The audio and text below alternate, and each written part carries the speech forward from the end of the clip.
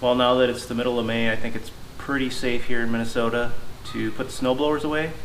I could be wrong, but being 80 degrees, I think it's a good time to do it. We're going to talk about how to winterize your snowblower. First thing I like to do is wash it. Make sure you do it on a hot day with all your neighbors outside so you can get a lot of questions and a lot of weird looks. Let's start out with that. I don't think I've used this thing for maybe January, February, so let's see if it starts. It's cold.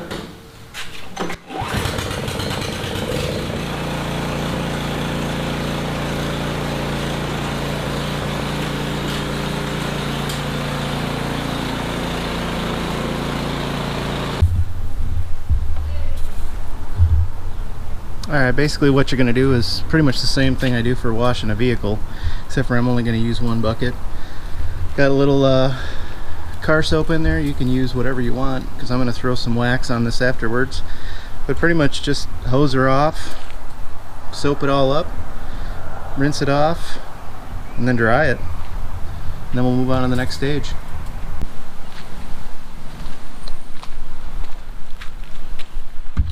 Alright, now that you washed with your dirty bucket,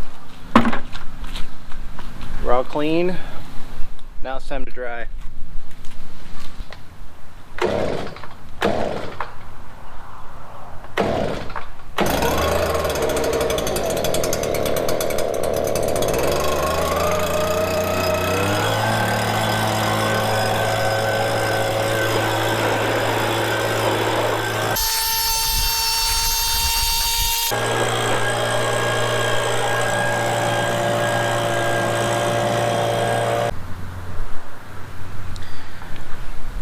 I don't know if you can see this. This oil is so clear.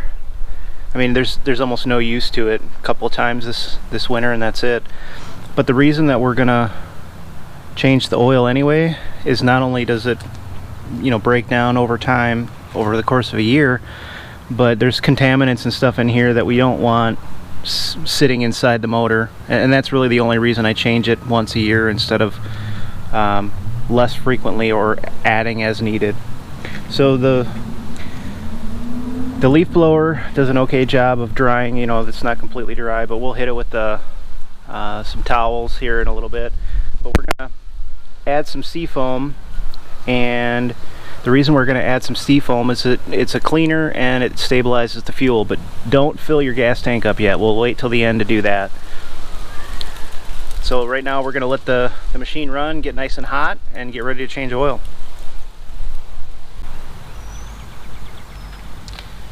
Alright, I suppose before we let it warm up, we should probably put some seafoam in.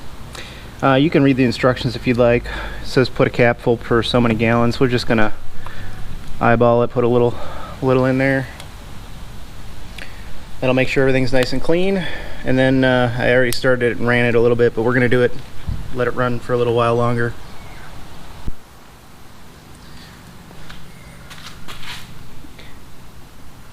One thing about washing your snowblower, most people don't do it. I've had this since 2008 and it's 2021 and it still looks pretty good. It's not brand new condition, but it still looks great. If I do some paint touch-ups, it'll look great. On this model, it's got this extension tube. We'll just fight with this a little bit. I had to put some Loctite on the threads going into the motor because this tube keeps spinning out. You can see where I hit the channel locks right there to hold it tight, but pretty much just take this off.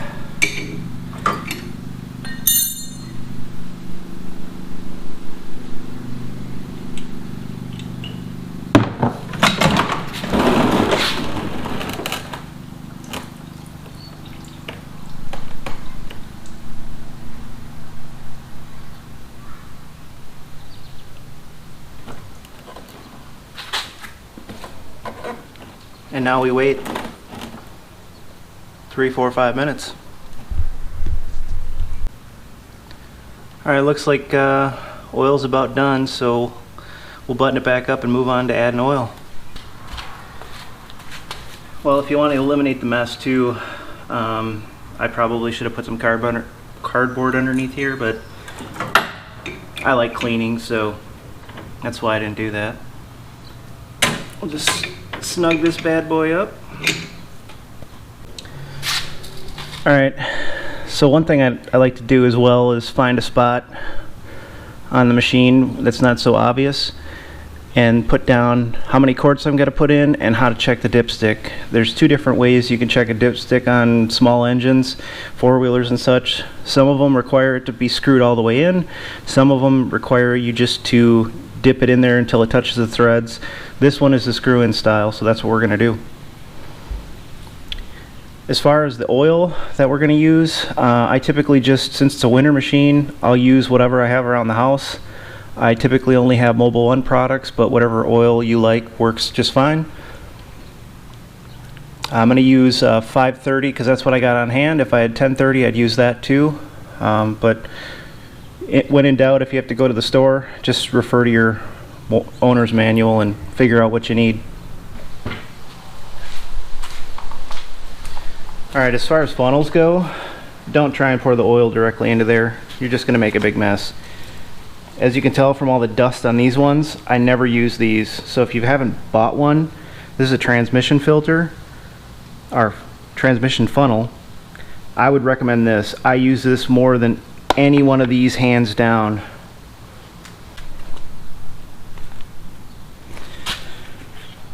And I always put my old rags, the clean ones, in here to help keep the dust down.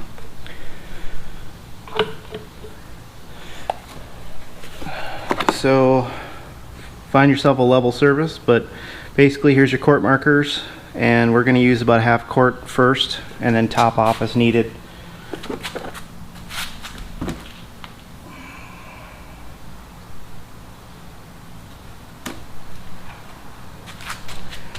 Looks like we're just under a half a quart, so we'll start with that.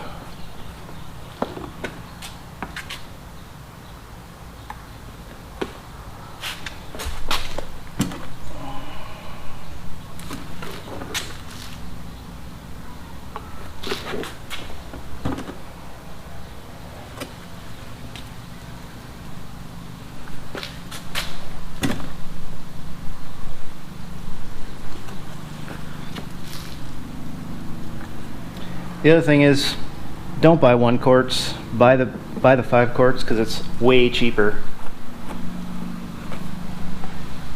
Oh, and I forgot.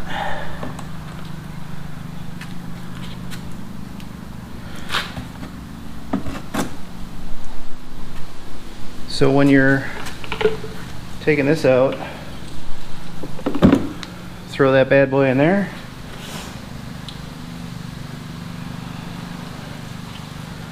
Check this out.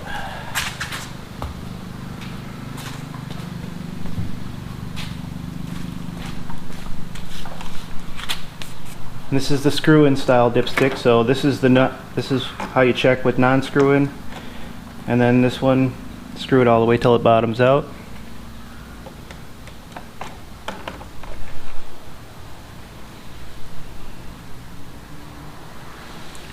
And we're just at just above the fill line, so we'll just add a little bit, and then we'll move on to the next step.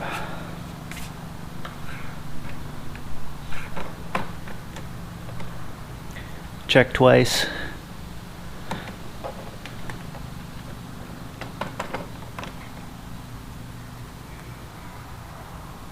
Yeah.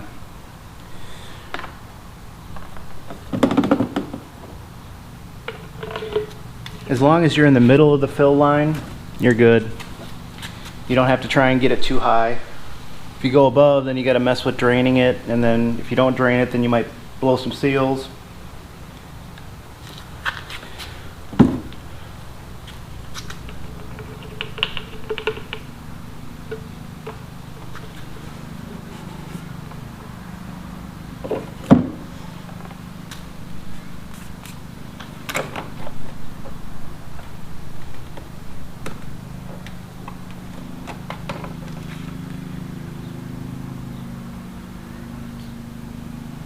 Okay, it looks like we're on the top line. I'm going to start it, let it run for a minute, circulate, and then we'll check it again, and then we should be done with the oil change.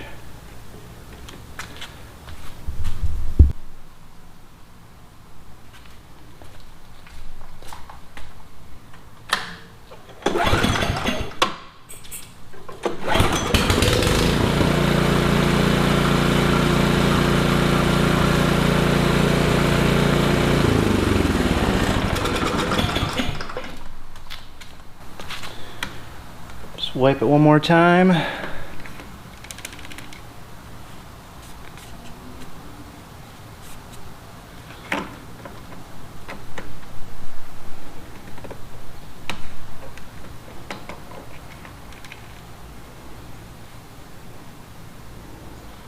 Yeah, we're right on the top of the line. So I didn't put in too much, but I wouldn't recommend wouldn't recommend topping it off completely unless you're willing to drain some oil too if you overfill it. Alright, oil change is done. What's next? So we put the seafoam in. Now what we're going to do is I like to store mine in my basement because it's unfinished. So what I'm going to do is I'm going to run it around the side of the house. We're going to top off the gas. And the reason we're going to want to top off the gas is because gasoline evaporates, and part of the evaporation process causes you to have causes it to degrade. So what we want to do is we want to eliminate as much of the airspace as possible, and that'll help preserve the fuel along with the seafoam that we put in there. And the seafoam is going to help us out too, because when we run the gas out, it's running seafoam through the carb and cleaning out any additional junk, and the carb will be dry, which is what we want for long-term storage. Alright, funnel cleanup, pretty simple. We're just going to throw several of our used rags down there.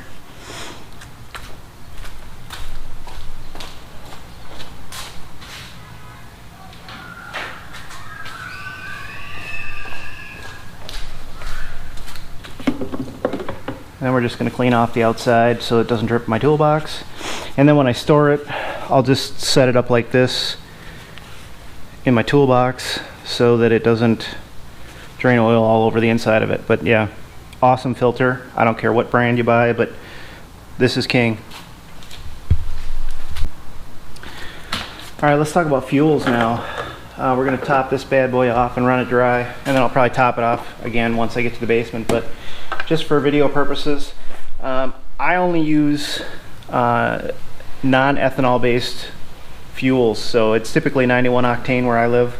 The reason I like non-oxygenated or no ethanol, no ethanol, is because if you do a search on the internet of people that have left fuel in their carbs, the aluminum in there reacts somehow, and it just destroys the inside of the carb. So again, if you leave non-ethanol gas in there for a long time, it's probably going to do the same damage, but you have a better chance storing this and not causing any problems if you only use that type of fuel. And that's all I run in any of my four-wheelers, my lawnmower, this one. So I highly recommend it. It is more expensive though, but I think it's worth it.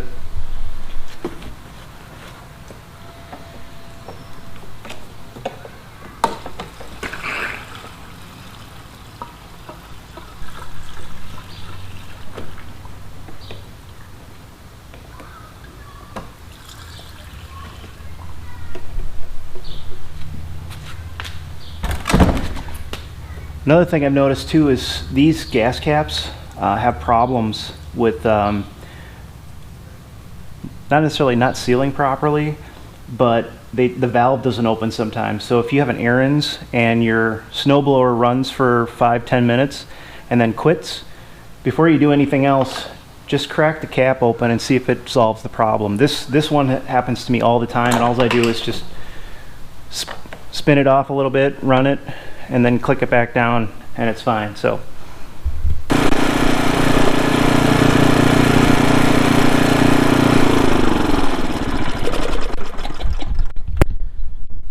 okay, so when you're ready, we're going to leave it running, and we're going to shut the gas valve off and let it run until it stops, and then it's winterized. We're done. The other thing that I was going to mention too was now would be a good time to grease all your Zerks. I don't have a 45, so I need to get one of those so I can grease those, but there should be 2 in the front as well.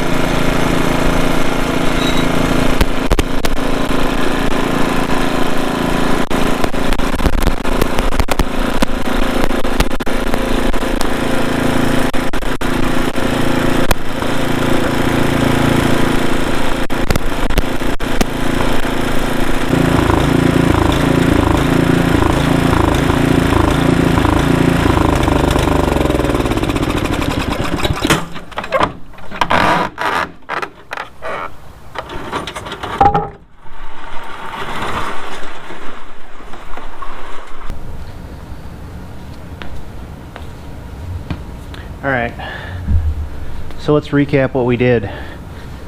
We washed it, we dried it, changed the oil, added seafoam, ran the carburetor dry, we topped off the fuel, and now it's winterized. So we didn't dry off the machine, so that's what I'm going to do now.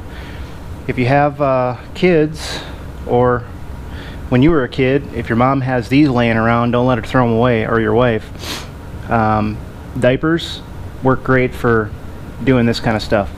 So I'm gonna dry it off, and then I'm gonna wax or put some sealant on.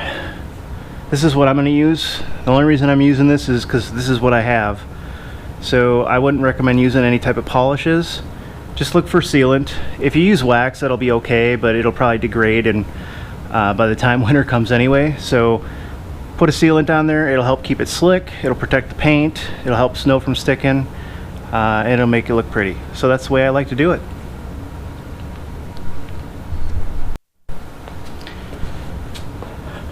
Alright, when you're going to apply your sealant, don't overthink it. Just make sure you shake the heck out of it. And then what I like to do is just take a paper towel. If you got a foam sponge or applicator or anything, use that, whatever. I don't have any of those, so we're just going to use paper towel. And again, this ain't rocket science, but we're just going to put some on, spread it out,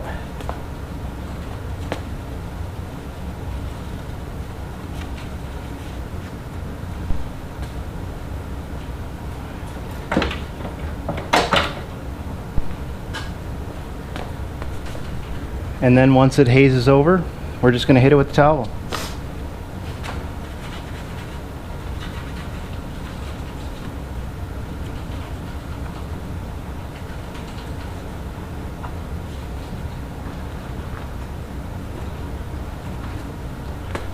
And then after we're done, we're going to do the whole machine, everything that has metal on it. Yeah.